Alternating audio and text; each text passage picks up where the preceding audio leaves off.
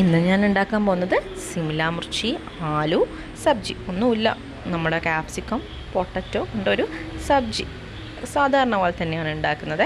YouTube video ഒക്കെ നോക്കി എൻ്റേതായ ഇംപ്രവൈസേഷനൊക്കെ കൊടുത്തിട്ടാണ് ഞാൻ ഈ സബ്ജി ഉണ്ടാക്കുന്നത്.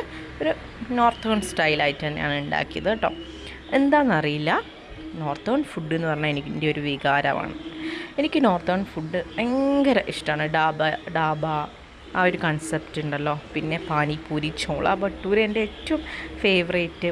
പിന്നെ പാവ് ഭാജി, പിന്നെ പാനിപൂരി, പിന്നെ ക്യാപ്സിക്കം, പിന്നെ ബിണ്ടിയൊക്കെ ഉണ്ടല്ലോ. ബിണ്ടീൻ്റെയൊക്കെ സബ്ജി, കോളിഫ്ലവറിൻ്റെ സബ്ജി, ആലു മട്ടർ, അല്ലെ പനീർ, അല്ലെങ്കിൽ ഗോബി മഞ്ചൂരി, ഇതൊക്കെയാണ് എൻ്റെ ഫേവറേറ്റ് ലിസ്റ്റ്. അപ്പോൾ ബേസിക്കലി ഞാനൊരു ചോറും മീനൊക്കെ കഴിക്കുന്ന കൂട്ടത്തിലാണ്. പക്ഷേ ഈ ചോറും മീനും ഇല്ലെങ്കിലും എനിക്ക് സർവൈവ് ചെയ്യാൻ ചോദിച്ചാൽ പറ്റും, ഇതൊക്കെ ഉണ്ടെങ്കിൽ.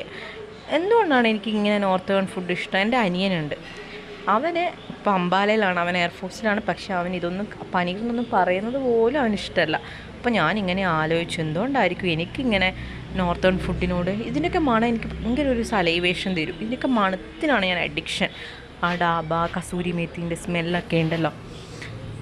അപ്പോൾ ഞാനിതിനെക്കുറിച്ചൊരു അനാലിസിസ് നടത്തി, ഞാനും എൻ്റെ അമ്മയും. അപ്പോൾ അമ്മ ചെറുപ്പത്തിൽ അച്ഛൻ പട്ടാളത്തിലായതുകൊണ്ട് ജമ്മുവിലായിരുന്നു, എന്നെയും കൊണ്ട് 2.5 മാസത്തിൽ. എനിക്ക് 2.5 മാസമായപ്പോൾ കേട്ടോ. അപ്പോൾ എൻ്റെ ക്വാർട്ടേഴ്സിൻ്റെ മുകളിലുള്ളവർ കപ്പിൾസ്, അവർ ന്യൂലി മാരീഡ് കപ്പിൾസായിരുന്നു. അപ്പോൾ അവരെപ്പോഴും അമ്മേൻ്റെ കയ്യിൽ നിന്ന് തന്നെ വാങ്ങിയിട്ട് അവരെ ക്വാർട്ടേഴ്സിലേക്ക് കൊണ്ടുപോകും. അപ്പോൾ അമ്മ പറയുന്നത് അവരവിടുന്ന് കുക്ക് ചെയ്യുമ്പോൾ ചെറിയ പ്രായത്തിൽ എനിക്ക് ഈ ഫുഡിൻ്റെയൊക്കെ മണം അടിച്ചത് കൊണ്ടാണ് എനിക്കിങ്ങനെ